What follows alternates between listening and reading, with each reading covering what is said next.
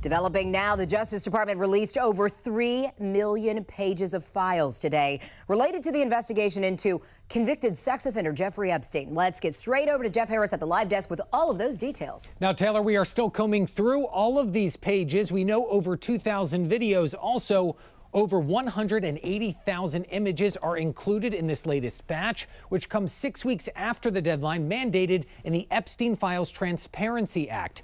Deputy Attorney General Todd Blanche defending that missed deadline today, saying, quote, 2 Eiffel Towers worth of documents were reviewed to protect the victims, and some files are still being withheld. Any depiction of CSAM or child pornography was obviously excluded. Anything that would jeopardize an active federal investigation. And finally, anything that depicts or contain images of death, physical abuse, or injury. Take a look here. Among the millions of documents included, this email exchange with Elon Musk from 2013, coordinating a trip to Epstein's Caribbean island, and a 2014 email from a former Obama White House aide showing Epstein paid for a trip that she took to Europe. The documents also containing references to President Trump, but Blanche shooting down the narrative that the DOJ is trying to protect him, while also stating that Epstein himself never accused Trump of criminal wrongdoing.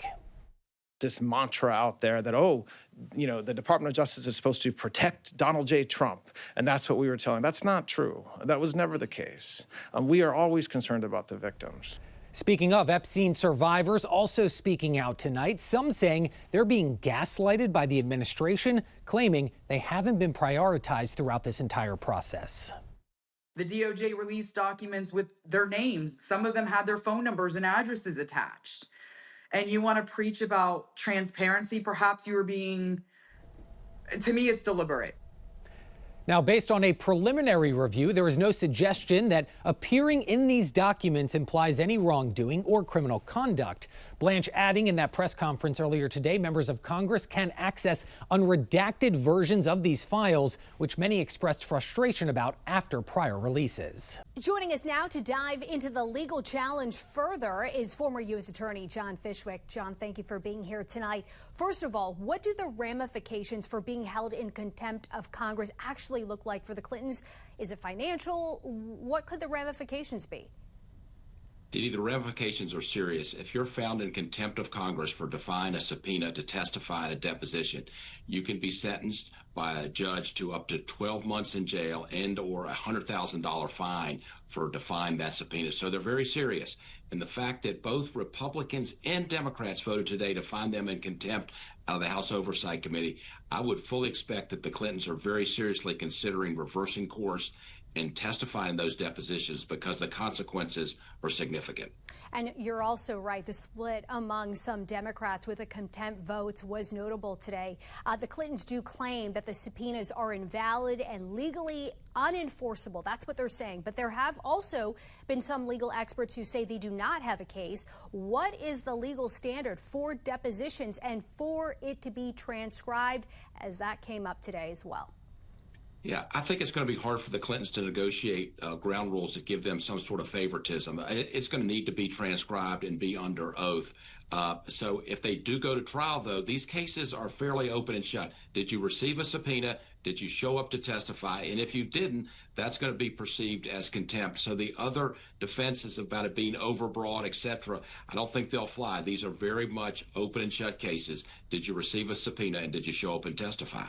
Separately, John, several conservative Supreme Court justices now appear skeptical of President Trump's attempt to fire Federal Reserve Governor Lisa Cook. As we listen to the justices' comments today, take a listen to this. Your position that there's no judicial review, no process required, no remedy available, a very low bar for cause that the president alone determines. I mean, that would weaken, if not shatter, the independence of the Federal Reserve that we just discussed. What are some of the implications here? You just heard Justice Kavanaugh's comments. If they do side with her for the extent of presidential power, what does this mean for President Trump? Yeah, so Didi, Justice Kavanaugh has been a leader in this area. The Supreme Court has given President Trump wide latitude to replace folks at the federal at the FTC and also at the NLRB, saying basically he can let those people go or fire them for any reason. But as relates to the Federal Reserve, Justice Kavanaugh and other conservative justices say that's a little different. That goes back to the original first bank in this country.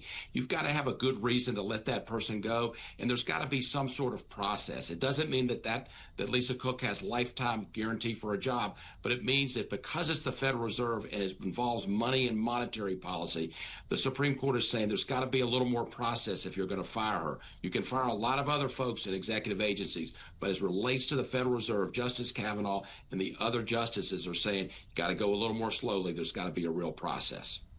Former U.S. Attorney John Fishwick, 2 cases that we are watching. We will check in with you soon. Thank you. Thank you. President, are you going to sue Trevor Noah? Last night in a post, you alluded that something could be coming. Yeah, well, he said that I spent time on Jeffrey Epstein's island. I didn't. I mean, he's a lightweight, this guy. He's a terrible, I think he's terrible. I thought he did a terrible job at the Grammys. I thought the whole Grammys was terrible. I watched part of it. It's not watchable. But he was a lousy host. I'd say not as bad as Jimmy Kimmel, but pretty close. And no, he made a statement about me and Jeffrey Epstein. I have nothing to do with that. I have nothing to do with Jeffrey Epstein. And in fact, if you look at the DOJ, they announced, they released 3 million pages. It's like this is all they're supposed to be doing. And frankly, the DOJ, I think, should just say, we have other things to do, because that whole thing has turned out, I mean, other than Bill Clinton and, Bill Gates and lots of people that there are a lot of questions about it, but nothing on me. But it was even sort of better than that, because they found that Jeffrey Epstein and this sleazebag writer named Michael Wolff were conspiring against Donald Trump to lose the election. So Epstein was conspiring with a writer for me to lose the election. So right there, you know that I had nothing to do with this guy.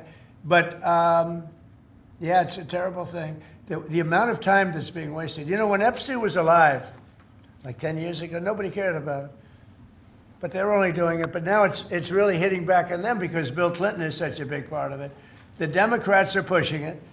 And the problem is that it's turning out to be the Democrats that were with and conspired with Epstein.